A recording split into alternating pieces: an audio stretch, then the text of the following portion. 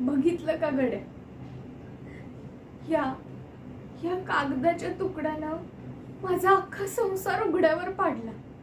लई स्वप्न बघितली होती हो मी.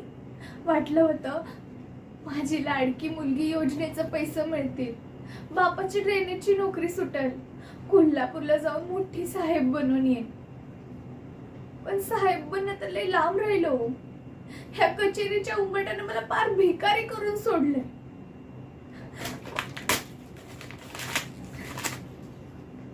काय म्हणतात लोक? पैसे दिले, कुणाला दिले? त्या विशंभरला, ज्याच्या सहीनच माझ्या घरची चूल पेटण्याची स्वप्न बघितली, त्यानंच माझ्या बापाचं रक्त सांडलं. तुमची सही चुकीची आहे, स्पेलिंग चुकली आहे, कागदपत्र जुनी आहेत. अरे तुमची नियतच खोटी होती र. कर्जापायी माझा बाप मेला, माझं शिक्षण सुटलं आणि तुम्ही म्हणताय पैसे दिले.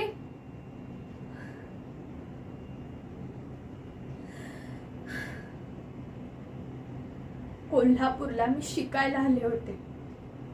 आता हेच कोल्हापूर मला नवी ओळख देणार. विठ्ठलाची शपथ घेऊन सांगते, या कागदाच्या खेळानं माझ्या हसत्या खेळत्या संसाराची तुम्ही राख केली आहे ना.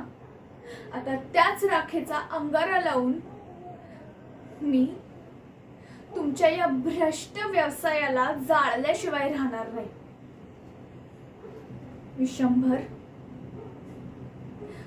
तू माझ्या संग काय काय केलेस ना, आता याचा हिशोब आरती करणार. ही कोल्हापूरची लेख आहे. आता रडणार नाही तर नडणार.